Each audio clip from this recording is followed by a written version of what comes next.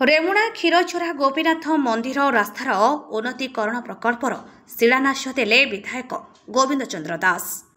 आज सरकारी दलर उपमुख्य सचेतक तथा रेमुणा विधायक गोविंद चंद्र दास रेमुणा मंदिर छकठारे ओडिशा सरकार निर्माण विभाग द्वारा मंदिर छकठारु क्षीरचोरा गोपीनाथ मंदिर पर्यंत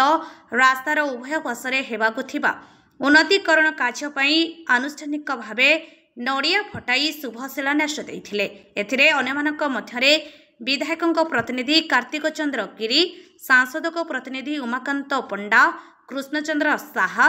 नारी नेत्री शोभना महंती, महेश्वर प्रधान,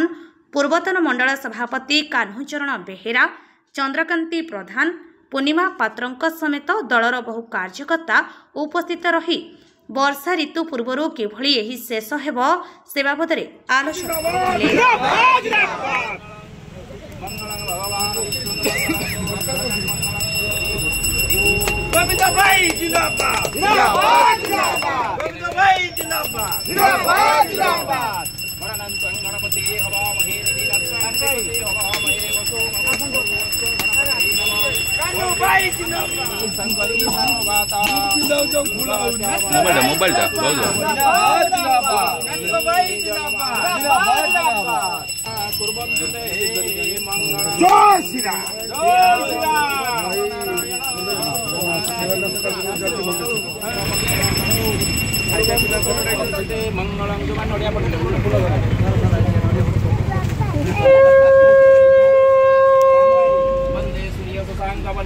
वंदे मुकुंद प्रियम वंदे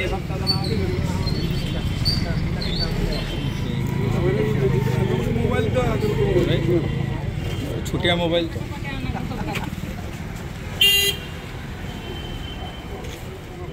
ना के कोटिबेनी तुम जदी काटी दो का एटा पीडब्ल्यूडी काम एटा मंदिर छक ठारू मंदिर पर्यंत जो पीडब्ल्यूडी रोड अच्छी ता दुई पक्षरे दुई साइड रे ड्रेन हम 2 कोटी ऊर्ध्व टंकार ये जो ड्रेन हम ये ड्रेन उपर स्लैब पड़ो मोर आपण माध्यम रेमुणावासी को अनुरोध रही ये टंका आम पब्लिक टंका ये ठीक भाव में काम हो कंट्राक्टर ठीक भाव काम करूँ आम समस्त को अनुरोध तदारख करवा ता माने नुहे कंट्राक्टर को चंदा नदेले आम काम करते हईराण करवा सेमती करेंगे ना मोर अनुरोध आपण माध्यम समस्त को अनुरोध आम कार्यकर्ता मान भी अनुरोध से काम ठीक भाव में काम करेंगे काम जमी भल हम जहाँ गाइडलाइन अच्छी जहाँ एस्टिमेट अच्छी से काम हम समस्त तदारख करेंगे ये समस्त अनुरोध ये काम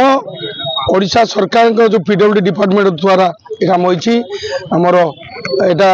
बहुत दिन लोग काम हवा कथा मोर डेरी तेणु कंट्राक्टर अनुरोध करमी भल काम सुबोध लेट हवा द्वारा से काम आरंभ कर देते किंतु काम बंद थिला ये 8-10 दिन हम आज जो फलक उद्घाटन है काम हम रेमुणा मंदिर छकरू क्षीरचोरा मंदिर पर्यंत रास्तार 2 पटर ड्रेन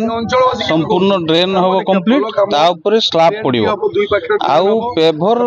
इटा जोटा अच्छी सेटा मध्य पिच साइड को भिड़े पेभर इटा किसी बिछेबे यही काम हम आर आम समस्त रेमुणा अंचलवासी को चाहूचे जे काम ठीक भाव हो समस्त तदारख काम शेष हवा डेट अवश्य आम जानु के आज तो शुभ दिगला पचारे जना पड़ो।